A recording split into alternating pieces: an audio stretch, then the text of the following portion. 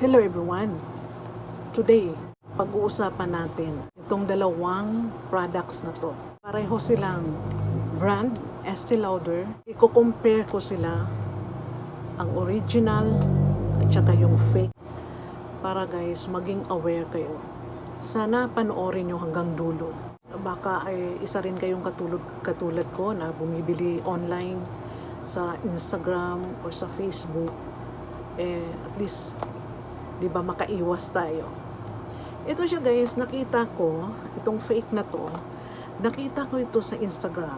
Nakalagay talaga doon, Estee Lauder Philippines. I was thinking na galing talaga siya sa Estee Lauder, official Estee Lauder na store online.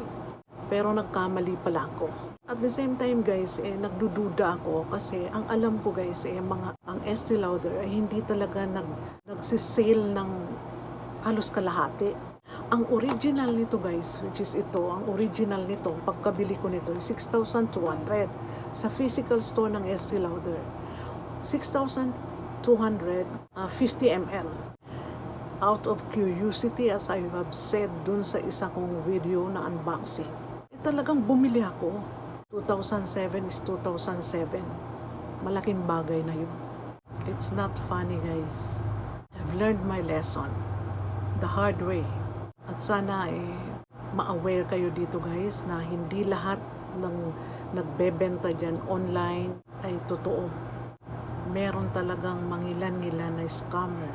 Gusto kong i-compare ito guys para malaman nyo, malay nyo nakabili kayo din sa, hindi natin alam who knows, only to find out na fake pala. So, ito sana makatulong ito guys. Pero kopyang-kopya niya ang original na box. Parehong makapal, pati sa loob, parehong-pareho, ayan, meron nakasulat. Pati itong meron nakalagay dito sa loob, kung ano yung nasa loob, parehong-pareho. Ito yung authentic, ito yung fake. Bagong-bago. Hindi ko talaga to ginamit kasi nakakatakot gamitin dahil baka makasira. Imbis na gumanda yung balat natin sa mukha, baka mag-breakouts o ano pang mangyari. Mas nakakatakot, baka makagastos ka pa ng mas malaki. Kung titingnan mo ng maigi guys, parang parehong-pareho din sila, diba? Ayan o. Aakalain mo talaga na pareho silang original. Ang pinagkaiba lang nito guys, sa dalawa, okay, kapag binuksan mo na siya, itong authentic, kapag binuksan mo siya, ito siya, napaka-smooth niya buksan. Whereas itong fake guys, pag bukas mo siya, ayan o, pag bukas mo, ramdam mo yung para siyang yung lata.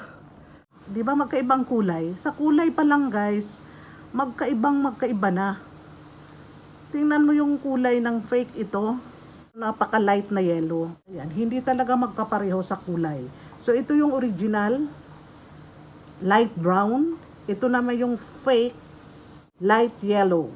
Meron siyang smell. Ito guys yung authentic, napaka-light lang na scent. I-compare mo dito, ang amoy nito, parang perfume. Perfume na masasabi ko na cheap na perfume guys. Tapos yung texture niya guys, kung titingnan mo, ito siya ito yung original lang. Ayan. Malagkit siya na super smooth. Ayan. Whereas ito, dito ko ilalagay, o dyan. Ang texture niya guys, medyo malagkit lang siya na may pagka-watery. Parang pinagsama na malagkit at saka tubig. Parang ganun. So dun pa lang, red flag na yun na talagang fake siya. Yan ang pagkaiba. Kaya nalaman ko na fake siya. Yung bilog, ito siya na may hole sa gitna. Straight na straight at flat na flat siya. Samantalang itong original, tingnan mo, pabilog siya pabilog talaga siya. Ayan, di ba guys? Ang laki ng diferensya. Magkaiba. Diyan, titingnan mo lang siya. Tingnan mo lang. Ito flat na flat. Ito may pabilog talaga. Thank you so much guys. Kung halimbawa mga questions kayo dyan, feel free to comment down below. Maraming salamat sa pagsama sa akin. Mag-ingat palagi. And I will see you again next time. And God bless.